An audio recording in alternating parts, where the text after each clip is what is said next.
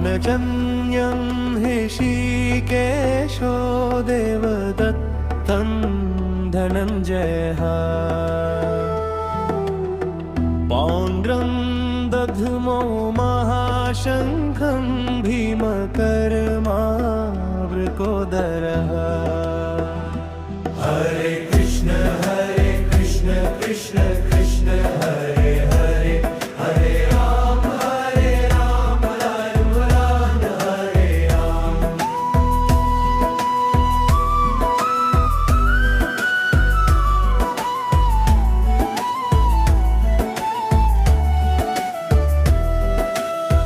पाञ्चजन्यं ऋषिकेशो देवदत्तं धनञ्जयः पौण्ड्रं दध्मो महाशङ्खं भीमकर्मावृकोदरः। हरे कृष्ण कृष्ण कृष्ण हरे हरे, हरे राम राम राम हरे हरे, हरे कृष्ण कृष्ण कृष्ण हरे हरे, हरे राम राम राम हरे हरे, हरे कृष्ण कृष्ण कृष्ण हरे हरे, हरे राम राम राम हरे हरे, हरे कृष्ण कृष्ण कृष्ण हरे हरे, हरे राम राम हरे हरे।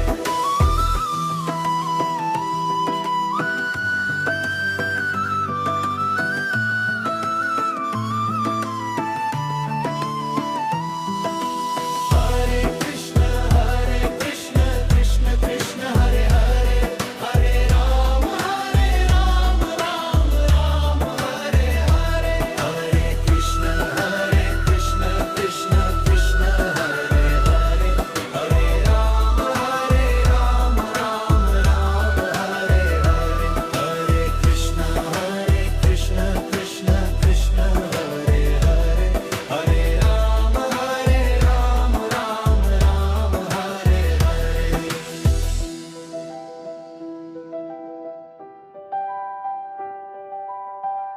गीता उपदेश श्रीमद्भगवद गीता।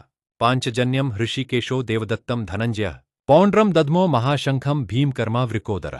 श्लोक के शब्दार्थ। पांचजन्यम मतलब भगवान श्री कृष्ण के शंख का नाम, ऋषिकेश यानी भगवान श्री कृष्ण, इंद्रियों ऋषिका के स्वामी, देवदत्तम अर्जुन के शंख का नाम जिसका अर्थ है देवताओं द्वारा प्रदत्त, धनंजय अर्जुन का एक नाम जो धन और विजय प्राप्त करने वाला हो, पौंड्रम भीमसेन के विशाल शंख का नाम, दध्मो बजाया फूंका, महाशंखम विशाल और अत्यंत प्रभावशाली शंख, भीमकर्मा भयंकर पराक्रम वाले, महान कर्म करने वाले भीमसेन, वृकोदरः भीम का एक नाम जिसका अर्थ है भेड़िए के समान प्रबल उदर वाला या अत्यंत बलशाली एवं विशालकाय। उपरोक्त श्लोक का सरल शब्दों में अर्थ। भगवान श्री कृष्ण ने पांचजन्य नामक शंख बजाया, अर्जुन ने देवदत्त नामक शंख बजाया और भयंकर पराक्रम वाले भीमसेन ने पौंड्र नामक महाशंख का नाद किया।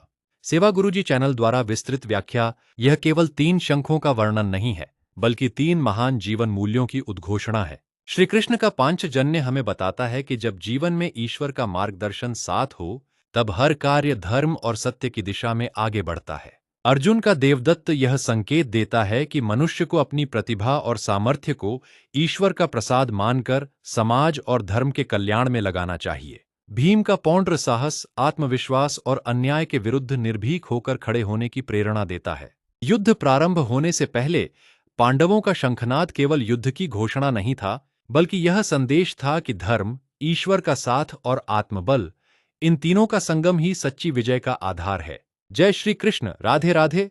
कुरुक्षेत्र में अब दोनों सेनाएं आमने सामने खड़ी हैं। शंखनाद हो चुका है। अब पीछे लौटने का कोई मार्ग नहीं बचा। युद्ध आरंभ होने ही वाला है। संसार की दृष्टि से यह केवल युद्ध का प्रारंभ था, लेकिन आध्यात्मिक दृष्टि से यह मानव जीवन के सबसे महान उपदेश की भूमिका थी। यदि हम ध्यान से देखें तो भगवान श्री कृष्ण ने युद्ध आरंभ होने से पहले ही शंख बजाया। इसका गहरा संकेत है कि हर संघर्ष से पहले मनुष्य को अपने भीतर धर्म, विवेक और ईश्वर पर विश्वास का शंखनाद करना चाहिए। बिना इस आंतरिक तैयारी के कोई भी युद्ध, चाहे वह बाहरी हो या भीतरी, केवल विनाश का कारण बनता है। क्या इस श्लोक का कलयुग में भी महत्व है? निश्चित रूप से है। समय बदल गया है, साधन बदल गए हैं, लेकिन मनुष्य का स्वभाव नहीं बदला। आज भी जब दो देशों के बीच तनाव होता है तो सबसे पहले अपनी अपनी शक्ति का प्रदर्शन किया जाता है। कोई अपनी सेना की ताकत बताता है, कोई मिसाइलों की क्षमता, कोई आधुनिक हथियारों का प्रदर्शन करता है। इसके बाद युद्ध भूमि में उतरने की घोषणा होती है।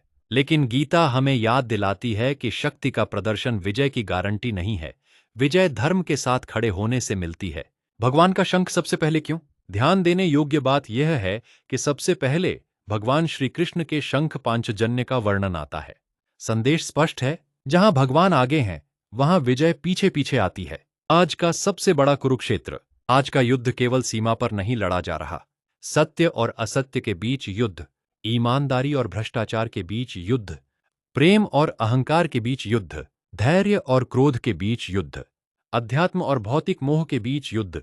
हर मनुष्य प्रतिदिन अपने भीतर एक कुरुक्षेत्र का अनुभव करता है। प्रश्न यह नहीं कि युद्ध होगा या नहीं, प्रश्न यह है कि उस युद्ध में हमारे रथ का सारथी कौन है, अहंकार या श्री कृष्ण। गुरुजी अक्सर कहते हैं कि जीवन में आने वाली हर परिस्थिति हमें कुछ सिखाने आती है।